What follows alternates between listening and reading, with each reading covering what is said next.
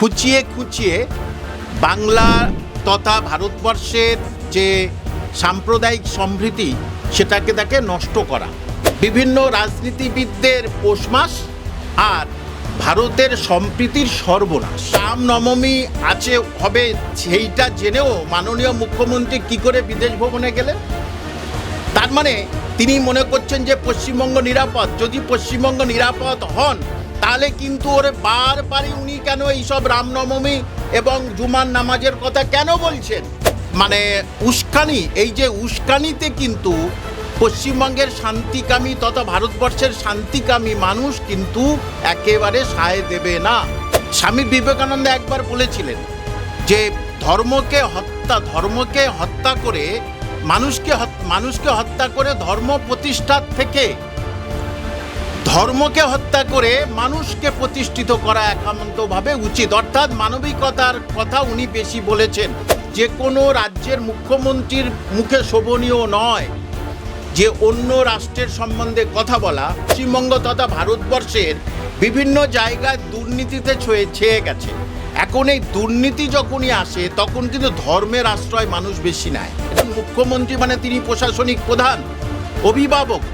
তিনি সঙ্গে সঙ্গে যদি জাতি ধর্ম বর্ণ নির্বিশেষে যদি ওই কাজটা, যে ক্রিমিনাল, যে সত্যি অন্যায় করেছে তার বিরুদ্ধে যদি সঠিক ব্যবস্থা নিতেন তাহলে কিন্তু এই জিনিসটা এত দূর যেত না। যে রাজনৈতিক লিডাররা তারা কিন্তু এই সাম্প্রদায়িকতার বীজটা তৈরি করে দিচ্ছে। যে ধর্মকে বিশ্বাস করে, যে তার ধর্মকে বিশ্বাস করে, সে কোনোদিন অন্য ধর্মকে আঘাত করে না। পশ্চিমবঙ্গের মানুষ তথা ভারতবর্ষের মানুষ এখনো কিন্তু ওইটা বললাম যে তারা কোনো রকমের প্ররোচনায় পা দিতে পছন্দ করেন না। ধর্ম আমার মহল্লায়, ধর্ম আমার অনুষ্ঠানে, কিন্তু বাদ বাকি 365 দিন তো আমরা মিলেমিশে থাকি।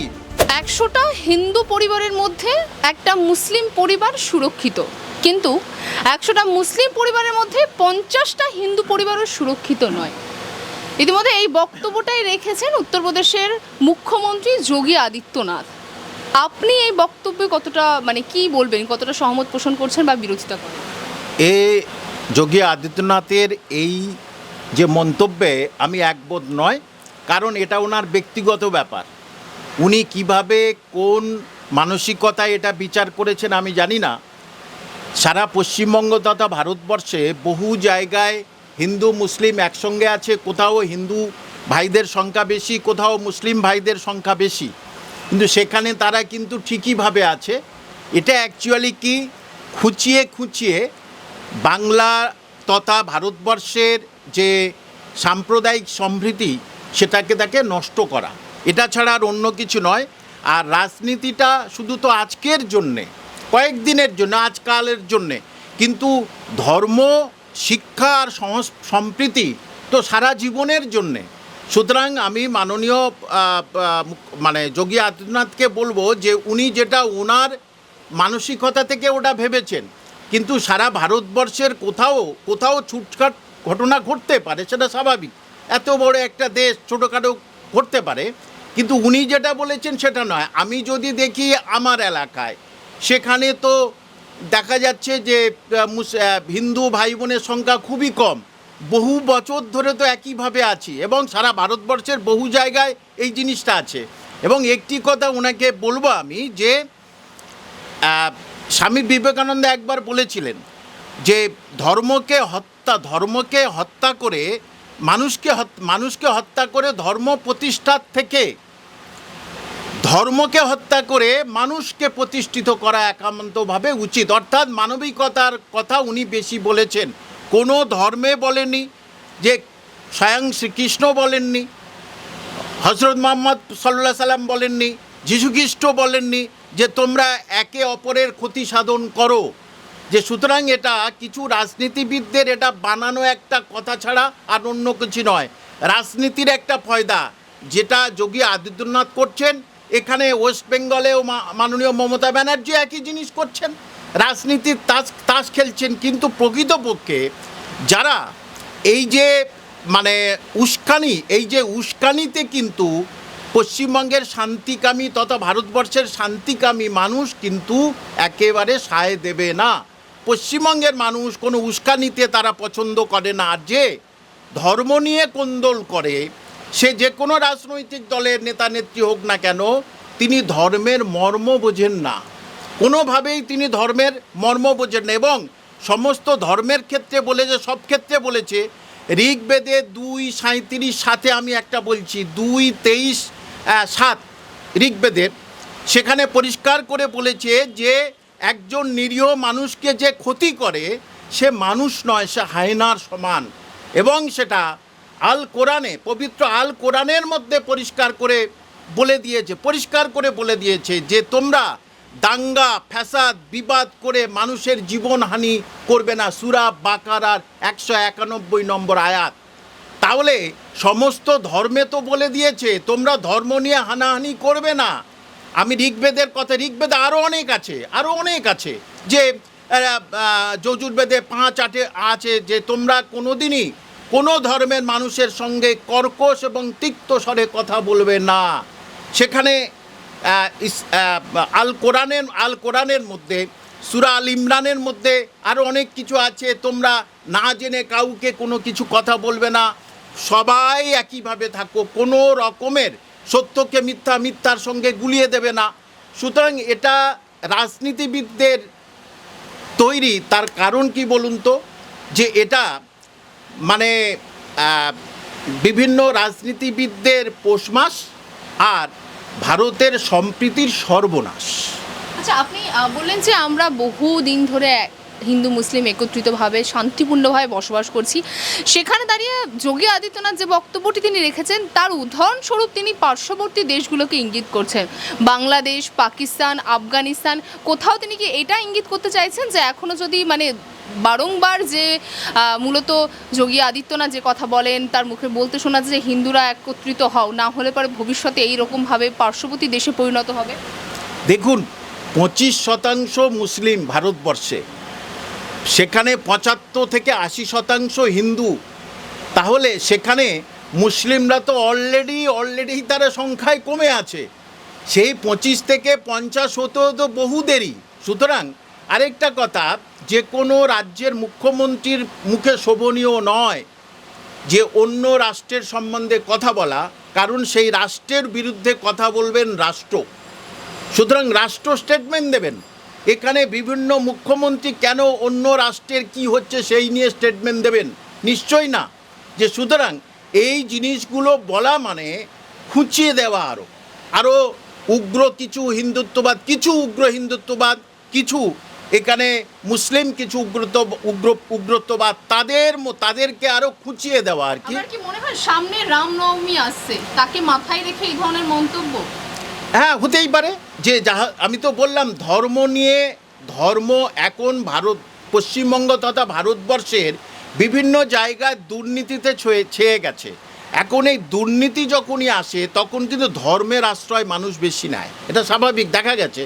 সেই জন্যে বিভিন্ন দুর্নীতি ঢাকতে মানুষ কিন্তু ধর্মের আশ্রয়টা নিচ্ছে এখানে তাই ধর্মের আশ্রয় নেওয়া হয়েছে, অনেকে ধর্মের আশ্রয় নিচ্ছে।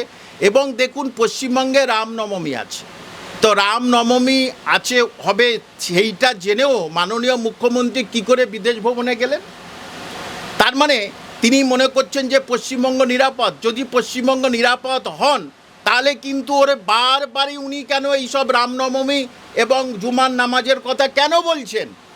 আজ পর্যন্ত আমরা দেখেছি যে রামনবমীর মিছিল গেছে, এদিকে শুক্রবারে নামাজ পড়ছি আমরা, কই তো কোনো কিছু হয়নি, এতদিন হয়নি। তাহলে এখানে পশ্চিমবঙ্গ মাননীয় মুখ্যমন্ত্রী যেমন খুঁচিয়ে দিচ্ছে, ওখানেও যোগী আদিত্যনাথ এটাকে খুঁচিয়ে দিচ্ছে। আসলে কি জানেন তো, মুসলিম ধরি একটা কথায় মুসলিমরা এখান থেকে চলে গেল, সাপোজ ধরলাম, তাহলে এই হিন্দু এবং SC STদের মধ্যে আবার দ্বন্দ্ব বেঁধে যাবে। অর্থাৎ এইটা স্বাভাবিক ব্যাপার যে এটা মানুষ একসঙ্গেই থাকবে। আমরা কোনো ধর্মে কোথাও বলিনি যে ও হিন্দু ও মুসলমান, তাহলে সবাই একসঙ্গেই থাকাটাই স্বাভাবিক। দেখুন, একটি কথা এই ব্যাপারে বলছি, এই যে এর আগের যে দোল নিয়ে তো নানা রকম সমস্যা তৈরি হয়েছে। সেদিন শুক্রবারের নামাজ, আমি শুক্রবারের নামাজ এই কলেজ স্ট্রিট মসজিদে পড়তে যাচ্ছি, এই সাদা পায়জামা পাঞ্জাবি টুপি মাথা দিয়ে, যেহেতু রোজা চলছে। হঠাৎ যেতে যেতে একটা ছেলে সে কোথা থেকে এসে আমার গায়ে রং দিয়ে দিল। তো তারপরে আমি বলে কে কে গায়ে রং দিলে, আমি নামাজ পড়তে যাচ্ছি, তখনই সে ছুটে পালালো। তার বাবা মা এসে আমাকে বলল, দেখুন স্যার ভুল হয়ে গেছে স্যার, ও বাচ্চা ছেলে করে ফেলেছে স্যার, কিছু মনে করবেন না স্যার। আমি বললাম আচ্ছা আচ্ছা ঠিক আছে, আমি আসছি, পরে আসছি। এই পরে আসছি কথাটাই, এইটাই কিন্তু মারাত্মক জিনিস। সারা ভারতবর্ষের মানুষ এইটাকে ধরে রেখেছে। পরে আসছে মানে তাহলে কিছু মুসলিম লোককে নিয়ে এসে আমাদের মারবে, এখানেই সমস্যা। আমি নামাজ ড্রেস চেঞ্জ করে নামাজ পড়ে এসে কিছু আবির নিলাম, নিয়ে ওই ছেলেটাকে খুঁজছি। ওর বাবা মা আসো চাঁদি, না না না না কি বলুন স্যার স্যার স্যার বলুন, ভুল তো করে ফেলেছে। আমি ওকে ডেকে দিন না, না না স্যার আমাদের বলুন। আবার আমি তাকে ডাকলাম, ডেকে তার গায়ে মুখে সব জায়গায় তার সিঁদুর দিলাম, নিয়ম অনুযায়ী তাকে একটু মিষ্টি দিলাম, এবং সঙ্গে সঙ্গেই সেই গরিব মানুষ যারা তারা আমাকে বলল স্যার চা খেয়ে যেতে হবে। এটাই তো সংস্কৃতি পশ্চিমবঙ্গ তথা ভারতবর্ষের। আজকে রাজনৈতিক লিডাররা তারা কিন্তু এই সাম্প্রদায়িকতার বীজটা তৈরি করে দিচ্ছে, না হলে ভারতবর্ষে কোনো দিন এটা নেই। ওই যে একটু আগে বললাম যে কিছু রাজনৈতিক লিডারদের পোষমাস আর সাম্প্রদায়িক সম্প্রীতির সর্বনাশ। আচ্ছা, আপনি কিছুক্ষণ আগে বললেন যে এখানে মুখ্যমন্ত্রী লন্ডনে গেছেন, তাহলে তিনি মনে করছেন এখানে সুরক্ষিত আছে। এই যে সুরক্ষিত বা দাঙ্গা না হওয়ার যে কথাটি আপনি উল্লেখ করলেন, এই যোগী আদিত্যনাথ যিনি এই মানে পডকাস্টে তিনি উপস্থিত ছিলেন, সেখানে তিনি একটি কথা বলেছিলেন যে 2017 সালের পর থেকে নাকি উত্তরপ্রদেশে কোনোরকম কোনো সাম্প্রদায়িক দাঙ্গা হয়নি। আমি বেশি ইতিহাসে যাব না, কিছুদিনের আগে সম্ভালে একটি ঘটনা ঘটেছিল, তাহলে সেটা কী ছিল? অবশ্যই সেখানে তো নিশ্চয়ই যেটা দেখুন, আমরা তো আর স্পটে যাইনি। আমার স্পটের কথাটা আমি আপনাকে বললাম দোলের দিনে, সেখানে স্পটে তো যাইনি, আপনাদের মতো সাংবাদিকদের কাছ থেকে শুনছি, নিউজ থেকে শুনছি যে সেই মসজিদে আশ্রয় দেওয়া হয়েছিল কুম্ভ মেলার সময়। তারপরে দেখা হিন্দু ভাই বোনদের, তারপরে দেখা যাচ্ছে ওই দোলের দিন সেটাকে আবার ঢাকা দেওয়া হয়েছিল। তারপরে কি হয়েছে, মসজিদের ইমামকে অ্যারেস্ট করা হয়েছিল, তাই তো? এটাই।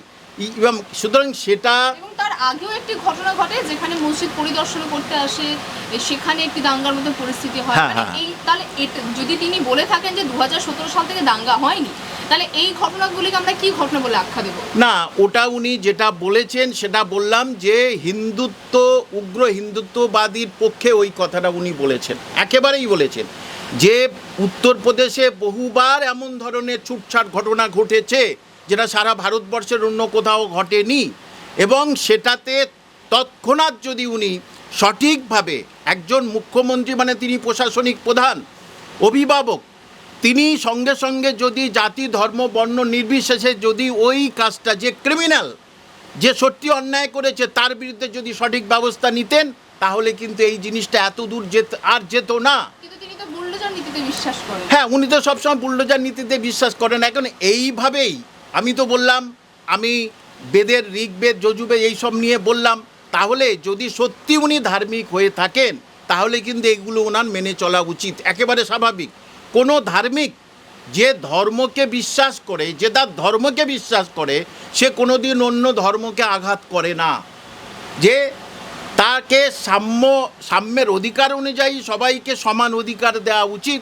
এবং উত্তরপ্রদেশের এই যে ঘটনাটা, যেটা প্রথমে প্রশ্নটা আপনি করলেন যে হিন্দু বেশি হলে মুসলিম বেশি থাকলে সেখানে হিন্দুরা নিরাপদ নয়, কথাটা ভারতবর্ষের কাউকে আপনি জিজ্ঞেস করুন, বহু জায়গায় দেখুন সেখানে হিন্দু অনেক বেশি আছে, মুসলিম কম আছে, বা মুসলিম বেশি আছে, হিন্দু বেশি আছে। আপনারা তো এখান থেকে অনেক হিন্দু ভাই বোন তারা তো আজমির শরীফে যান, তা সেখানে তো হিন্দু বেশি, মুসলিম বেশি, তাহলে হিন্দু ভাই বোনরা তো সেখানে চাদর পরাতে যান, তাহলে তাদের কি কোনো বিপদ হয়? নিশ্চয়ই কোনো বিপদ হয় না। তাহলে এটা উনি যেটা বলেছেন, এটা একেবারে বললাম যে উগ্র হিন্দুত্বর হয়ে কথা বলেছে। তাকে যোগী আদিত্যনাথ মুখ্যমন্ত্রী, তাকে সম্মান জানাতে হয়। কিন্তু আমার মনে হয় রাজধর্ম পালন করা প্রত্যেকটা মুখ্যমন্ত্রীর অবশ্যই কর্তব্য। সে আমাদের মাননীয় মুখ্যমন্ত্রীও মমতা ব্যানার্জির এবং তথা পশ্চিমবঙ্গের যত মুখ্যমন্ত্রী আছে, প্রত্যেকে রাজধর্ম যদি পালন করে তাহলে ভারতবর্ষ কিন্তু ঠিক থাকবে। আপনি নিশ্চিত জানেন, স্বয়ং মোদি যখন মুখ্যমন্ত্রী ছিলেন তখন কিন্তু অটল বিহারী বাজপেয়ী বলেছিলেন কিন্তু যে রাজধর্ম পালন করো বলেছিলেন। সুতরাং রাজধর্ম পালন প্রতিটা রাজ্যের মুখ্যমন্ত্রীর একান্ত কর্তব্য। তাহলে ভারতবর্ষ কিন্তু যেমন মন্দির মসজিদের সহাবস্থান, একই সঙ্গে আছে মন্দির মসজিদ, এতদিন কোনো গণ্ডগোল হয়নি, কোনো কিছু হয়নি। ঠিক যেমন হিন্দু ভাইদের রামনবমীর মিছিল যাবে, মুসলিমদের মিছিল যাবে, তারা নামাজ পড়তে যাবে, এটাই তো দেখতে সুন্দর লাগে, এটাই তো ভারতবর্ষের চিত্র, এটাই তো সংহতি ভারতবর্ষের, এটা তো সম্প্রীতির চিহ্ন। সুতরাং এটা কিছু রাজনৈতিক লিডার, তারা বিভিন্ন রাজনৈতিক লিডারদের কথা আমি বলছি, কিছু রাজনৈতিক লিডার তারা এটাকে রফাকে দফা করতে চাচ্ছে বলে আজকের এই ধর্ম রাজনীতির মধ্যে ধর্মটাকে বিষাক্ত আকারে প্রবেশ করেছে। যেটা আপনি দেখেছেন মাননীয় শুভেন্দু অধিকারী কয়েকদিন বলছিলেন না আমার হিন্দু ভোট দরকার, মুসলমান ভোট দরকার নেই, কিন্তু 154 সম্ভবত এতগুলো হিন্দু পপুলেটেড কনস্টিটিউয়েন্সি সেখানে কিন্তু হিন্দুরা ভোট পাওয়া উচিত ছিল, সেখানে কিন্তু মাননীয় মমতা ব্যানার্জি ভোট পেয়েছেন। যে সুতরাং পশ্চিমবঙ্গের মানুষ তথা ভারতবর্ষের মানুষ এখনও কিন্তু ওইটা বললাম যে তারা কোনো রকমের প্ররোচনায় পা দিতে পছন্দ করেন না, তারা শান্তিকামী মানুষ। তারা কোনো দিনই চান না যে আমি আমার পাশের গ্রামের ভাইকে হত্যা করব, কাটবো, এ করব। কিছু ঘটনা হঠাৎ হয়ে যেতে পারে মুহূর্তের মধ্যে, কিন্তু সেটা সারা ভারতবর্ষে জুড়ে একেবারেই না। আচ্ছা, একটা শেষ প্রশ্ন করব, আপনার কি মনে হয় এই সময় দাঁড়িয়ে বিজেপির নেতৃত্ববৃন্দরা, মানে প্রত্যেকের কথা বলবো না, কিছু সংখ্যক নিজস্ব আলাদা আলাদা মতাদর্শ নিয়ে চলে? যেমনটা আপনি বললেন যে প্রধানমন্ত্রী মোদী তিনি যখন 2024 লোকসভা নির্বাচনে দাঁড়ান সেই মুহূর্তে তিনি বলেছিলেন সর্বধর্ম সর্বজাতি নিয়ে কাজ করার কথা। সেখানে দাঁড়িয়ে যোগী আদিত্যনাথ বলছেন একটি নির্দিষ্ট ধর্ম নিয়ে। আমাদের রাজ্যের বিরোধী দলনেতা তিনি বলছেন, তিনি কিছুদিন আগেই বলেছেন আমি হিন্দুদের বিধায়ক, আমি হিন্দুদের হয়ে কাজ করব। তাহলে কি মানে বিজেপির যে মতাদর্শ রয়েছে সেই মতাদর্শ নিয়ে কি তারা কাজ করবে না, নিজস্ব মতাদর্শ নিয়েই তারা কাজ করবে? তাই তো দেখতে পাচ্ছি আমি। দেখুন মাননীয় মোদিজি তিনি 33 লক্ষ মুসলিম পরিবারে শুকনো ইফতারি দিচ্ছে, মানে ফল দিচ্ছে এবং শাড়ি ইত্যাদি দিচ্ছে। তাহলে তিনি সবকা সাথ সবকা বিকাশ সেটা তিনি পালন করছেন, সেটা দেখা যাচ্ছে। সে যে যাই বলুক না কেন তিনি এটা করছেন। সেখানে দাঁড়িয়ে যোগী আদিত্যনাথের এই কথাটা শোভনীয় নয়, যেহেতু প্রধানমন্ত্রী বলে দিয়েছেন শেষ কথা। এখানে শুভেন্দু অধিকারীও যেটা বলছেন, তিনি কিন্তু এখন বলছেন যে না আমি কিন্তু ভারতের মুসলমানের রাষ্ট্রবাদী মুসলিমদের কথা, আমি ওই বাংলাদেশ এদের মুসলিমদের মধ্যে নেই। তাহলে এতদিন আপনি হিন্দু হিন্দু করে এসেছেন কেন? এটা তো ঠিক নয়। হ্যাঁ, হিন্দুদের বিধায়ক কীভাবে এটা উনি বলেন যে আমি হিন্দুদের বিধায়ক, অথচ উনি যেখান থেকে কিছু কিনে খান সেটা মুসলমানের এর থেকে, হয়তো যেখানে যান সেই জায়গাটা মুসলমানের এলাকা ইত্যাদি, কিছু খাওয়া দাওয়া করেন যাই হোক না কেন, যাই করুক না কেন সেখানে তো মুসলিম আছে। যে সুতরাং পশ্চিমবঙ্গে হিন্দু মুসলিম সহাবস্থান করবে, সেই জন্যেই মাননীয় মোদি যেটা বলেছেন সেটা শুভেন্দু অধিকারী পালন করা উচিত। এবং এখন তিনি বললাম পুরোপুরিভাবে চেঞ্জ হয়ে গেছে। কারণ কি, রাজনীতি ওটাই, যত হিন্দু মুসলিম বিদ্বেষ করবে না তত হচ্ছে কি সে কোণঠাসা হয়ে যাবে। অর্থাৎ সামাজিক উন্নয়ন করুক, সঠিকভাবে কাজ করুক, সম মনোভাব দেখাক, কে হিন্দু কে মুসলিম সম মনোভাব দেখাক, তাহলে যার মনে হবে সে তাকেই ভোট দেবে। কোনো সংখ্যালঘু সে মুসলিমকে ভোট দিতে পারে। এবং আপনি জানেন শুভেন্দু অধিকারীর এগেনস্টে বা তার বিরুদ্ধে কেউ বলেছে যে মুসলিম যারা বিজেপি করেন তারা বলেছে যে তাহলে আমাদের কি হবে, এরকম বলছে বারবারই। তখনই শুভেন্দুবাবু নিজেই চেঞ্জ করলেন। সুতরাং এই জিনিসটা পশ্চিমবঙ্গ তথা ভারতবর্ষের সংস্কৃতি থেকে পুরোপুরি তুলে দেওয়া উচিত। ভোটের মতো হবে, যে যার মনে হবে সে মানুষের মানবিক ধর্ম দেখেই ভোট দেবে। কোনো ধর্ম আমার বাড়িতে, ধর্ম আমার মহল্লায়, ধর্ম আমার অনুষ্ঠানে, কিন্তু বাদবাকি 365 দিন তো আমরা মিলেমিশে থাকি।